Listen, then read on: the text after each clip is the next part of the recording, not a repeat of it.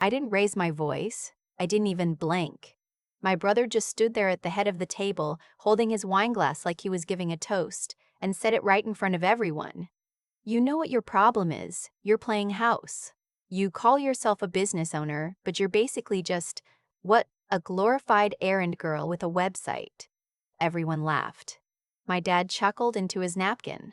My mom gave that little smile she does when she's uncomfortable but doesn't want to make a scene.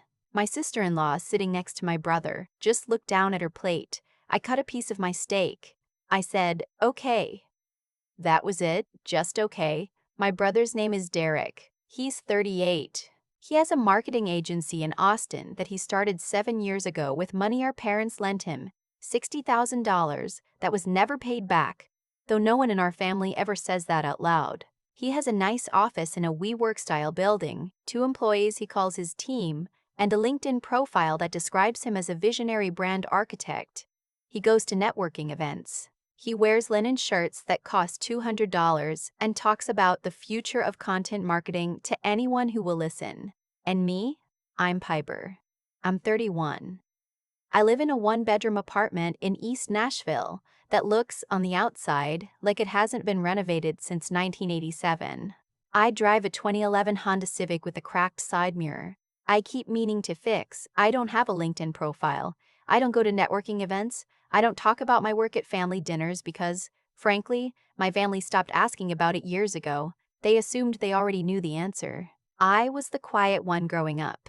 Derek was the one who filled every room, loud at the dinner table, center of every photograph, the one who made my parents laugh until they cried. I was the one reading in the corner.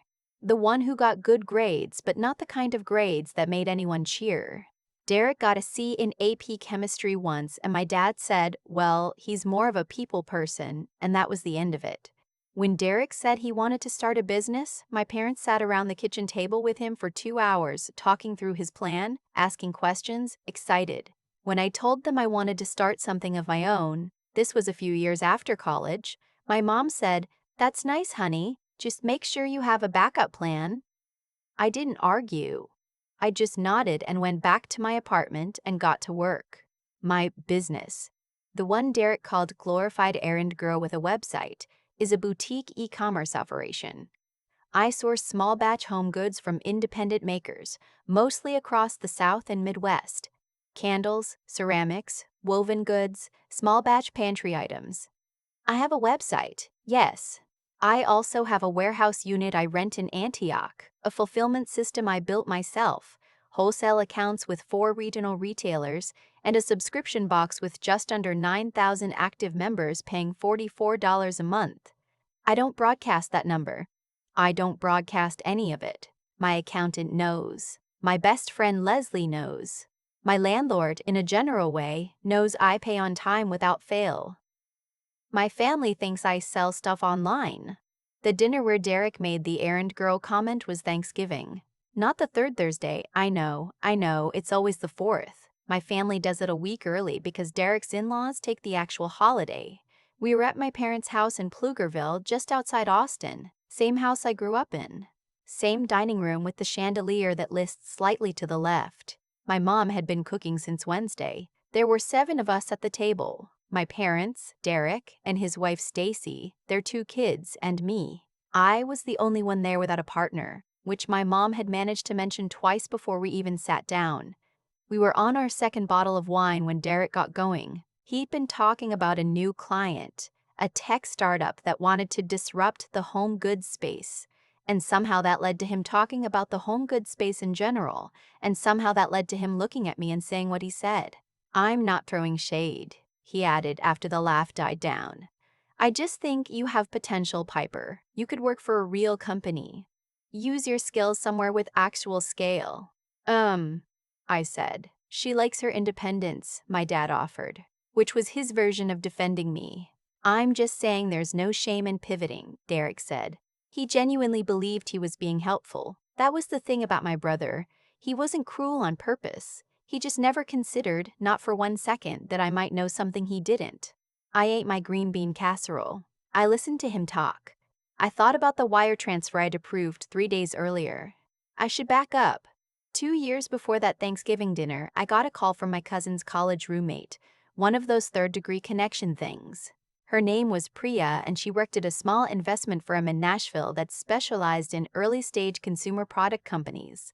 They were doing a funding round for a portfolio company and needed a co-investor to come in quietly, someone without a public profile who could move fast. Priya had heard through the chain that I'd grown my business to a point where I might have capital to deploy. I was skeptical. I did my due diligence over about 6 weeks. The company was a regional meal kit startup called Harvest Route, based in Birmingham. Shipping across the Southeast, strong unit economics, founder with an actual track record. Not a unicorn story. A boring, profitable, scaling business. I wired $2.3 million of my own capital.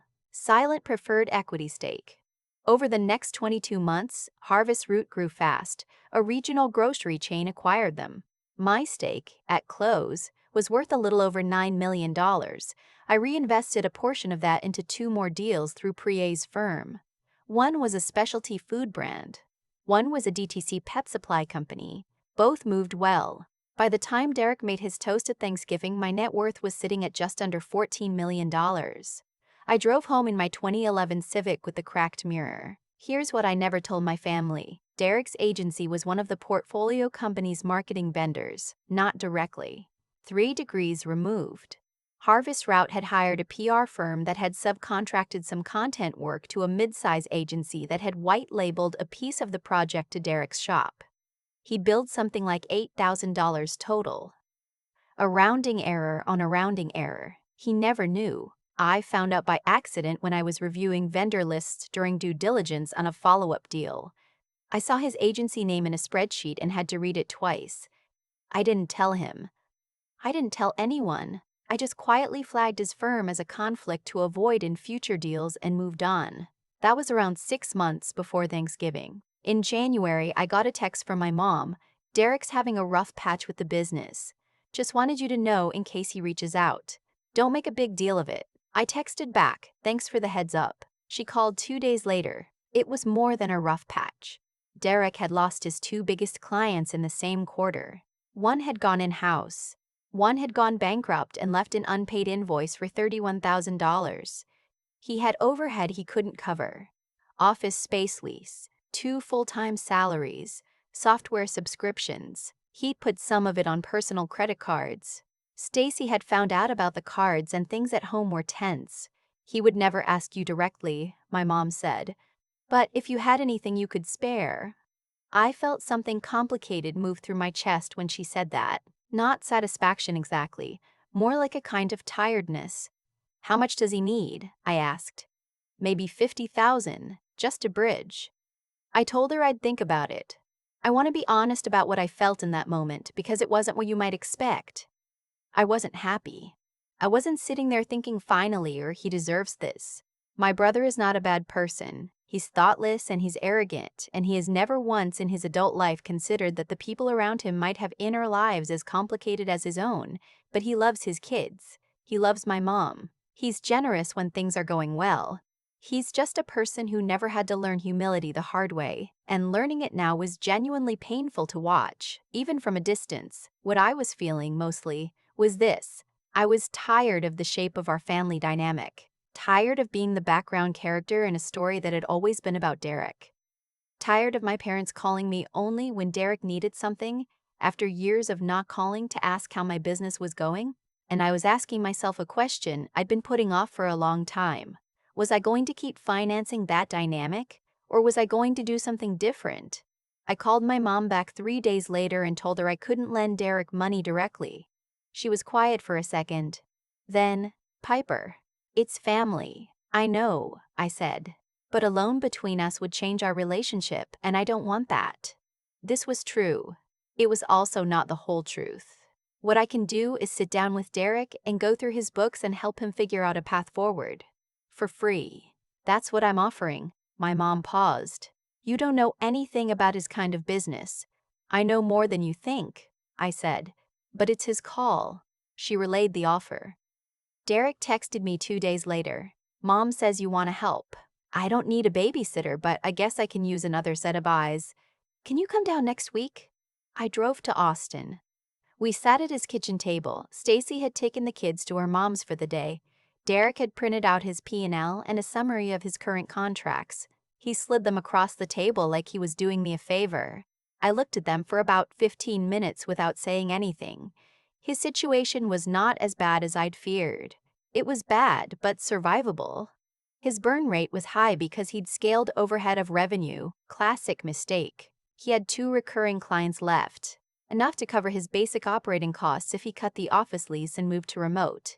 He owed the credit cards about $42,000 combined. His pipeline had 3 potential clients, but he'd been letting them sit without following up because, I suspected, he was too proud to seem hungry. "Okay," I said. "Here's what I see." I walked him through it.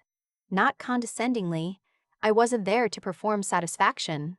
I was just direct and specific, which I think surprised him because he'd never seen that version of me before. At one point, he interrupted and said, "Where are you getting all this? Did you take some kind of course?" "No," I said. "Then how do you know this stuff?" I looked at him for a second. "Derek, I've been running a business for 8 years. He opened his mouth, closed it. "My subscription revenue alone is over $4 million a year," I said. "I'm not saying that to rub it in.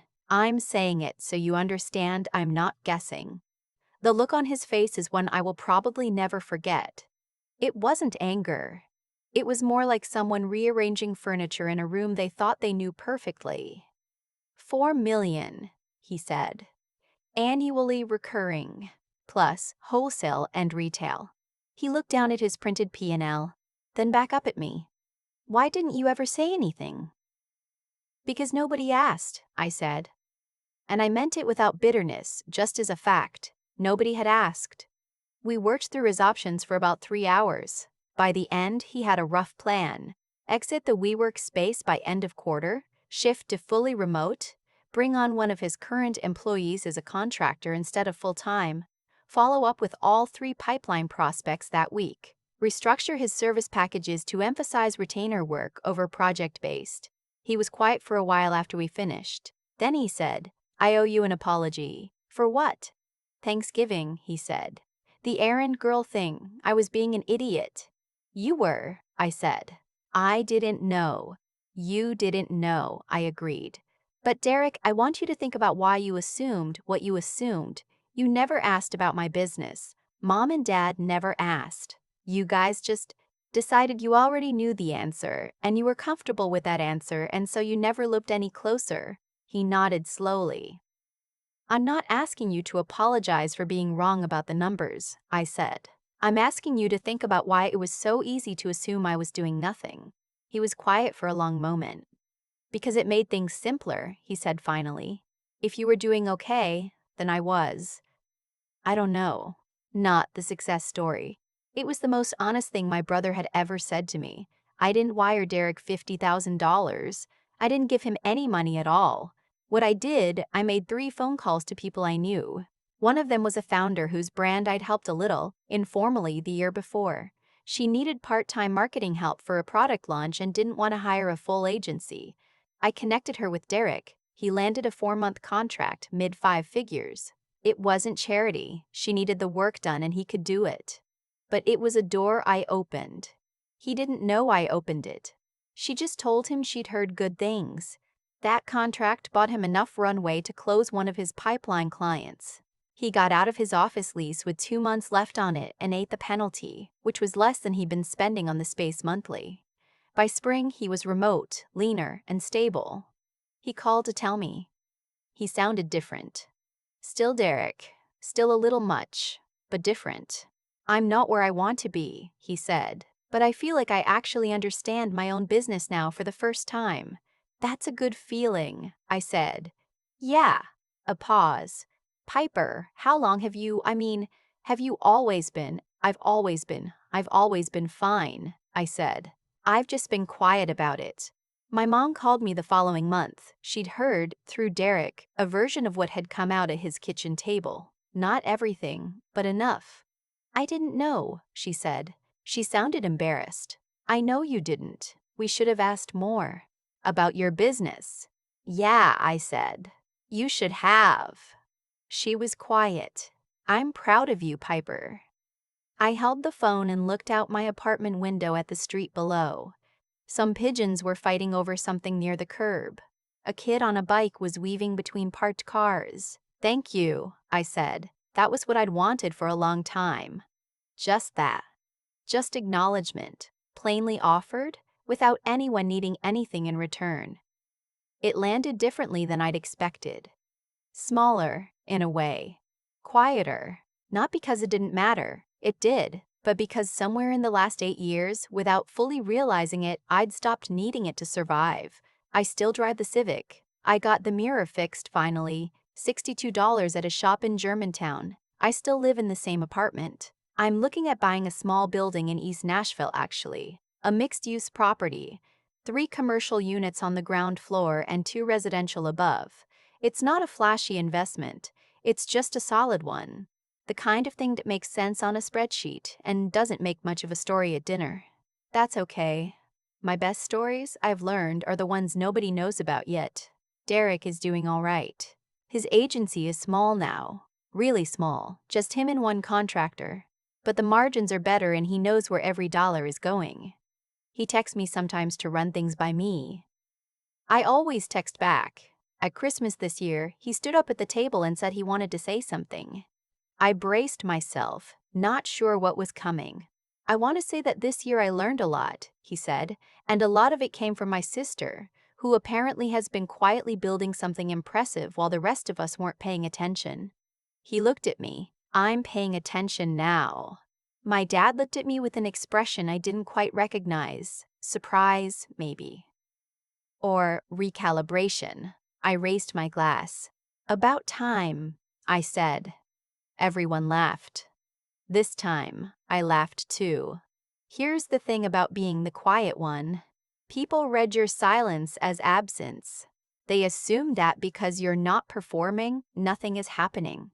They write a story about you in their heads, smaller than you, simpler than you, and they get comfortable with it. And after a while, they stop checking to see if it's still true. I used to think that was something to fix, that I needed to be louder, take up more space, make my numbers known. I don't think that anymore. The work doesn't need an audience to be real. The building doesn't need to know you own it to keep standing. And sometimes the most powerful thing you can do in a room full of people who have underestimated you is just keep going, keep building. Wait until the moment arrives naturally and let the truth land on its own terms. Mine landed on a Tuesday in October at my brother's kitchen table over a printed P&L and 2 cups of bad coffee. No announcement, no speech, just a number, said plainly, and a look on my brother's face that rearranged something between us permanently. That was enough. That was more than enough. I've thought about that Thanksgiving dinner a lot since then. Not with anger anymore, just with a kind of quiet clarity about how things actually work. Derek didn't humiliate me because he was evil. He humiliated me because he had been allowed, for 38 years, to never look closely at anyone else in the room. That's not a character flaw you're born with. That's one that gets built, slowly, by a family that always makes sure one person never has to reckon with their own assumptions. My parents loved Derek. They also, without meaning to, built someone who couldn't see past himself. And for a long time, I was the person who paid the quiet cost of that. Here's what I've come to understand about cause and effect, not in any mystical sense, just in the plain, observable way that actions accumulate over time. Derek spent years performing success. I spent years building it. Those are 2 completely different activities, and they compound differently. Performance has diminishing returns. It needs an audience, it needs momentum, it needs constant maintenance. But real work, the unglamorous, spreadsheet-level, show-up everyday kind, that builds something that doesn't depend on anyone watching. By the time we sat across that kitchen table, we weren't just in different financial positions. We were the product of 2 completely different relationships with effort and honesty. That's not luck. That's arithmetic. What I want to say about intelligence, real intelligence, not credentials or vocabulary or the ability to sound smart at dinner, is that it's mostly just the willingness to keep learning when learning is uncomfortable. I didn't know anything about investment deals when Priya first called me. I spent 6 weeks doing due diligence I barely understood at first. I asked questions that probably made me sound inexperienced. I did it anyway, because being inexperienced in a new area is just a temporary condition. Being too proud to learn is permanent. Derek had a Harvard-adjacent idea of himself. He had the linen shirts and the LinkedIn profile and the vocabulary. What he didn't have was the willingness to sit with his own not knowing. That's what ultimately cost him, not the lost clients, not the credit card debt. The real problem was that he'd never built the habit of honest self-assessment. So when things got hard, he had no tools. And resilience, I think people misunderstand what that word means. They think it means not getting hurt, not struggling, not feeling the weight of being overlooked for years while your family writes a smaller story about you than the one you're actually living. It doesn't mean that. I felt all of it. The tiredness, the sting of that dinner, the years of nobody asking. Resilience just means you don't let those feelings become your ceiling. You feel them and you keep building anyway. In the quiet, where nobody's watching. Piper kept building. For 8 years, in a one-bedroom apartment in East Nashville, in a warehouse unit in Antioch, in spreadsheets nobody else ever opened. Not because she was trying to prove something. Because the work itself was worth doing. That's the only part that was ever really in her control. And it turned out to be enough.